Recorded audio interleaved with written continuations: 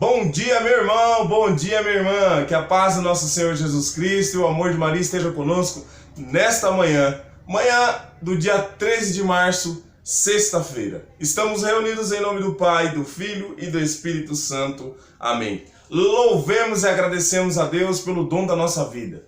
Obrigado, Senhor, porque nesta manhã o Senhor, através da sua bondade, da sua misericórdia e do seu amor, derrama sobre mim e sobre os meus o dom mais precioso que existe, que é a vida. Muito obrigado, Senhor, por derramar sobre minha vida. Muito obrigado por derramar sobre os meus filhos, a minha esposa, derramar sobre todos os meus irmãos o dom da vida. Muito obrigado. É com muita alegria que nós vamos celebrar a vida partilhando o Evangelho. O Evangelho que está no livro de Mateus, capítulo 21. Mateus, capítulo 21. Só que hoje tem um detalhe. Por um contexto litúrgico, ele está separadinho ali, bonitinho. Mas eu vou falar, se você quiser anotar aí, para depois você acompanhar com a sua Bíblia, você pode anotar. Mateus, capítulo 21. Versículos do 33 ao 43. É bom que se você tiver com a Bíblia, você já marca lá. Marca com a caneta. Do 33 ao 43. Depois do 45 ao 46. Mateus, capítulo 21, versículos do 33 ao 43. Depois do 45 ao 46. Mas se você gosta de acompanhar com liturgia diária, não é necessário fazer a marcação, porque já está certinho lá. É só abrir na data de hoje, dia 13 de março de 2020. Proclamação do Evangelho de Jesus Cristo, segundo Mateus. Glória a vós, Senhor. Naquele tempo, dirigindo-se Jesus aos chefes dos sacerdotes e aos anciãos do povo, disse-lhes: escutai esta parábola. Certo proprietário plantou uma vinha, pôs uma cerca em volta, fez nela um lagar para esmagar as uvas e construiu uma torre de guarda. Depois, arrendou-a a vinhateiros e viajou para o estrangeiro. Quando chegou o tempo da colheita, o proprietário mandou seus empregados aos vinhateiros para receber os seus frutos. Os vinhateiros, porém, agarraram os empregados, espancaram a um, mataram a outro e ao terceiro apedrejaram. O proprietário mandou de novo outros empregados em maior número do que os primeiros. Mas eles o trataram da mesma forma.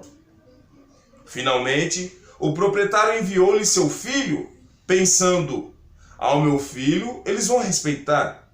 Os vinhateiros, porém, ao verem o filho, disseram entre si: este é o herdeiro, vinde, vamos matá-lo e tomar posse da sua herança.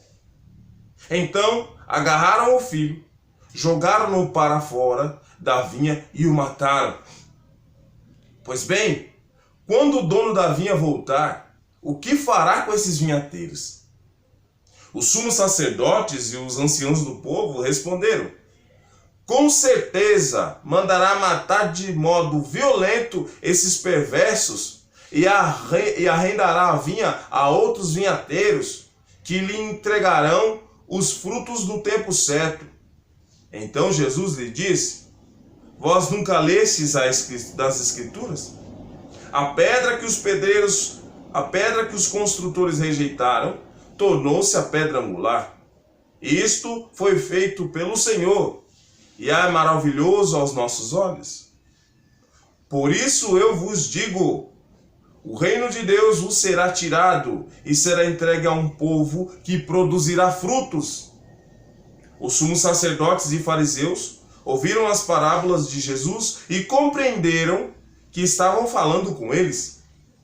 Procuraram prendê-lo, mas ficaram com medo das multidões, pois elas consideravam Jesus um profeta. Palavra da salvação. Glória a vós, Senhor. Que as palavras do Santo Evangelho perdoem os nossos pecados. Meus irmãos e minhas irmãs, nesse dia de hoje, nesse dia 13 de março, nessa sexta-feira, o Senhor traz uma parábola que deixa os anciãos e os sumos sacerdotes doidos de raiva. Porque Jesus usa de um meio de um meio indireto para acertar diretamente o alvo. Jesus usa uma parábola que, se a gente prestar atenção, serve para nós também, e por isso nós temos que tomar cuidado. Não são só os fariseus daquela época e os mestres da lei e os homens que davam mau testemunho que precisam ouvir essa advertência, mas também nós, que muitas vezes nos comportamos como fariseus, como mestres da lei, como senhores. Então essa palavra também serve para nós, porque existe nela uma advertência muito importante. Cuidado para que o reino de Deus também não seja tirado. Deus é o dono da vinha. Ele planta a sua vinha ali e arrenda ela a vinhateiros, ou seja, dá para que os vinhateiros cuidem enquanto ele está lá.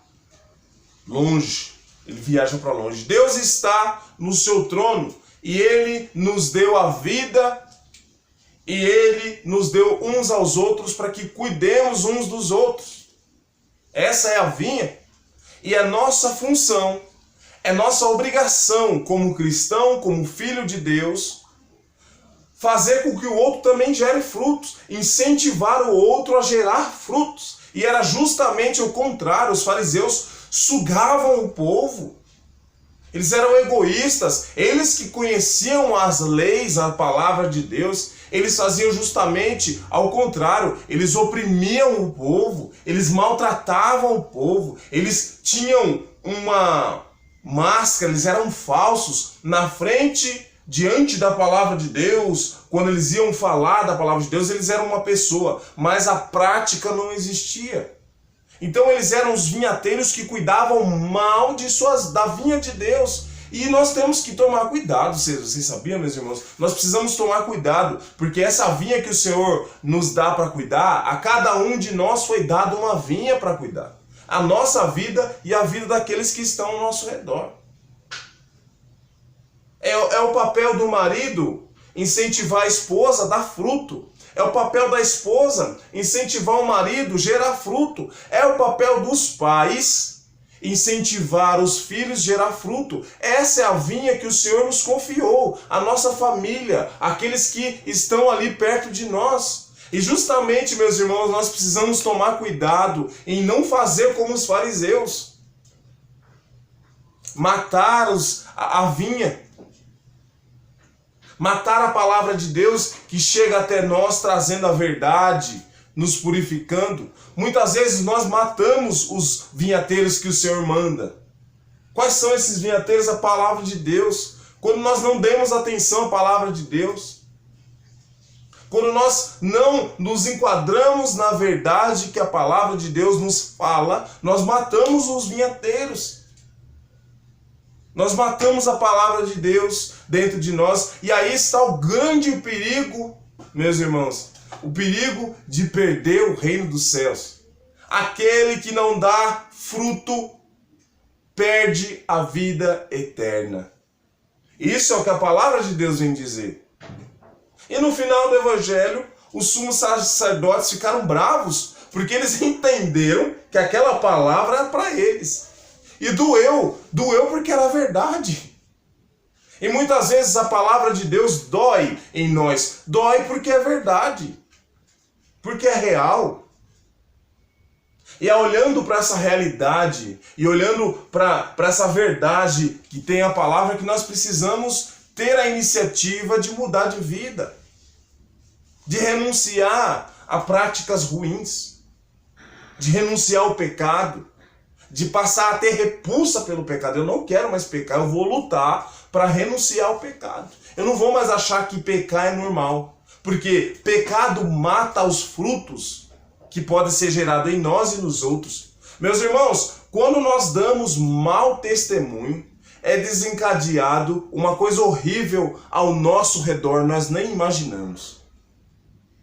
Quando damos mau testemunho, sobretudo nós que estamos na igreja, que buscamos a Deus e que vestimos essa roupa de eu sou cristão, nós devemos que ter cuidado.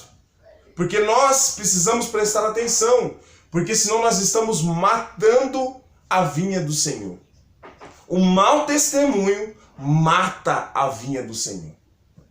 Nós precisamos tomar cuidado, precisamos dar testemunho não com palavras, precisamos dar testemunho com a nossa própria vida. A nossa vida precisa ser o reflexo do Criador. E é baseado nessa palavra que eu convido você a orar comigo.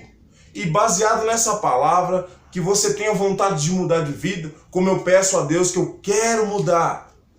A palavra de Deus nos incentiva a mudar de vida. E eu convido você a fechar os teus olhos, se te é possível neste momento. Senhor, a sua palavra nos chama à mudança de vida.